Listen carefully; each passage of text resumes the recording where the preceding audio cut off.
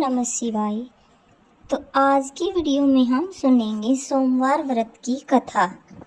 एक बार शिवजी और माता पार्वती मृत्यु लोक पर घूम रहे थे। घूमते घूमते वे विदर्भ देश के अमरावती नामक नगर में आए।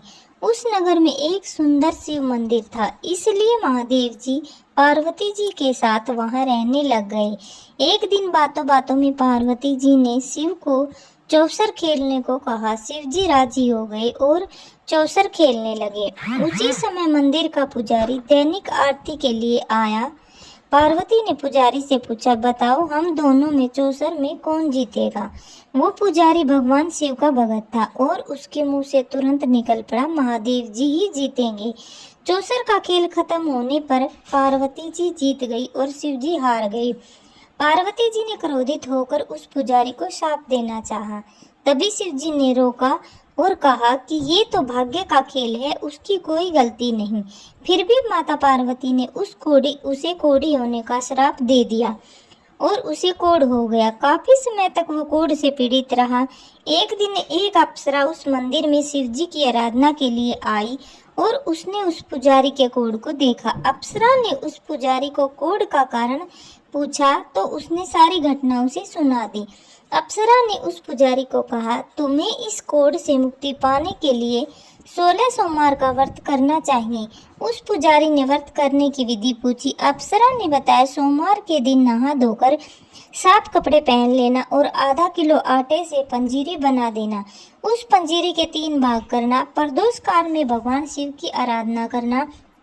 इस पंजीरी के 1/3 हिस्से को आरती में आने वाले लोगों को प्रसाद के रूप में देना। इस तरह 16 सोमवार तक यही विधि अपनाना। 17वें सोमवार को 1/4 गेहूं के आटे से चूरमा बना देना और शिव जी को अर्पित करना और लोगों में बांट देना। इससे तुम्हारा कोढ़ दूर हो जाएगा। इस तरह 16 सोमवार व्रत करने से उसका कोढ़ दूर हो गया और वो खुशी खुशी रहने लगा। एक दिन शिव जी और पार्वती जी दोबारा उस मंदिर में लौटे और उस पुजारी को एकदम स्वस्थ देखा। पार्वती जी ने उस पुजारी के स्वस्थ होने का राज पूछा। उस पुजारी ने कहा, उसने 16 सोमवार का व्रत किया जिससे उसका कोढ़ दूर हो गया। पार्वती जी इस तरह के बारे में सुनकर बहुत प्रसन्न हुई। उन्होंने भी यह व्रत किया और इससे उसका पुत्र वापस घर लौट आया और आज्ञाकारी बन गया। कार्तिकेय ने अपनी माता से उनके मानसिक परिवर्तन का कारण पूछा जिससे वो वापस घर लौट आए। पार्वती जी ने इन्हें इन सब के पीछे 16 सोमवार के व्रत के बारे में बताया।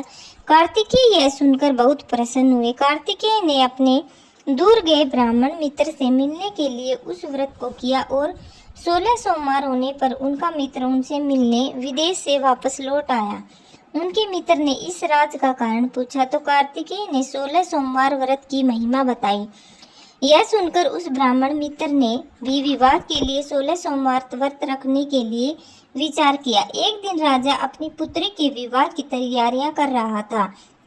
कई राजकुमार राजा की पुत्री से विवाह करने के लिए आए। राजा ने एक शर्त रखी कि जिस भी व्यक्ति के गले में हथेली वरमाला डालेगी उसके साथ ही उसकी पुत्री का विवाह होगा। जो ब्राह्मण भी वही था और भाग्य से उस हथिनी ने उस ब्राह्मण के गले में वरमाला डाल दी और शर्त के अनुसार राजा ने उस ब्राह्मण से अपनी पुत्री का विवाह करा दिया। एक दिन राजकुमारी ने ब्राह्मण से पूछा, आपने ऐसा क्या पुण्य किया जो हथिनी ने दूसरे सभी राजकुमारों को छोड़कर आपके गले में वरमाला डाली। उसने कहा, प्रिय, मैंने अपने मित्र कार्तिकेय के कहने पर 16 सोमवार व्रत किए थे। उसी के परिणाम स्वरूप तुम लक्ष्मी जैसी दुल्हन मुझे मिली। राजकुमारी यह सुनकर बहुत प्रभावित हुई और उसने भी पुत्र प्राप्ति के लिए 16 सोमवार का व्रत रखा। फलस्वरूप उसके एक सुंदर पुत्र हुआ और जब वह पुत्र बड़ा हुआ तो पुत्र ने पूछा, माँ, आपने ऐसा क्या किया जो आपको मेरे जैसा पुत्र मिला। उसने भी पुत्र को 16 सोमवार व्रत की महिमा बताई। यह सुनकर उसने भी राजपाट की इच्छा के लिए व्रत रखा। उसी समय एक राजा अपनी पुत्री के विवाह के लिए व्रत तलाश कर रहा था तो लोगों ने उस बालक को विवाह के लिए उचित बताया। राजा को इसकी सूचना मिलते ही उसने अपनी पुत्री का विवाह उस बालक के साथ कर दिया। कुछ सालों बाद जब राजा की मृत्यु हुई तो वो राजा बन गया, क्योंकि उस राजा के कोई पुत्र नहीं था। राजपाट मिलने के बाद भी वो सोमवार व्रत करता रहा। एक दिन 17वें सोमवार व्रत उसकी पत्नी को भी पूजा के लिए शिव मंदिर आने को कहा, लेकिन उसने खुद आने की बजाय दासी को भेज दिया। ब्राह्मण पुत्र के पूजा खत्म होने के बाद आकाशवाणी हुई, तुम अपनी पत्नी को अपने महल से दूर रखो, वरना तुम्हारा विनाश हो जाएगा।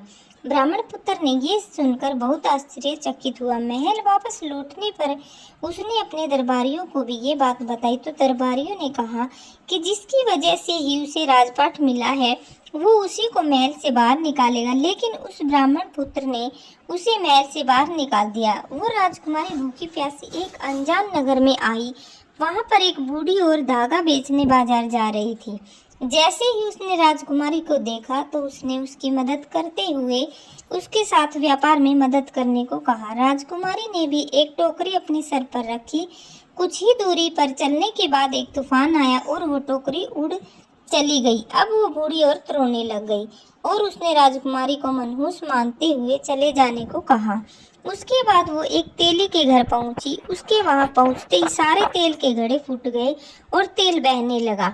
उस तेली ने भी उसे मनहूस मानकर उसको वहां से भगा दिया। उसके बाद वो एक सुंदर तालाब के पास पहुंची और जैसे ही पानी पीने लगी उस पानी में कीड़े चलने लगे और सारा पानी धुंधला हो गया। अपने दुर्भाग्य को कोसते हुए उसने गंदा पानी भी पी लिया और पेड़ के नीचे सो गई। जैसे ही वो पेड़ के नीचे सोई उस पेड़ की सारी पत्तियां झड़ गई।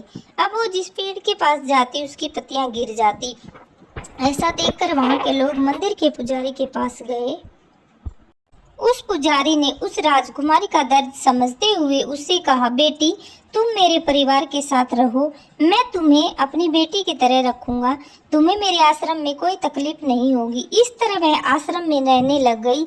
अब वो जो भी खाना बनाती या पानी लाती उसमें कीड़े पड़ जाते। ऐसा देखकर वो पुजारी आश्चर्यचकित होकर उससे बोला, बेटी तुम पर ये कैसा कोप है जो तुम्हारी ऐसी हालत है। उसने वही शिव पूजा में न जाने वाली कहानी सुनाई। उस पुजारी ने शिव जी की आराधना की और उसको 16 सोमवार का व्रत करने को कहा, जिससे उसे राहत मिली।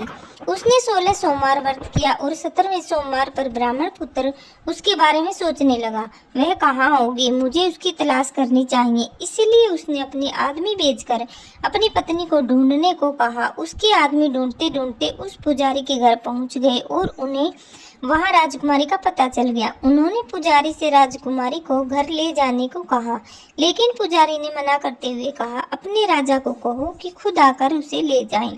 राजा खुद वहां पर आया और राजकुमारी को वापस अपने महल ले आया। इस तरह जो भी यह 16 सोमवार व्रत करता है उसकी सभी मनोकामनाएं पूर्ण होती हैं।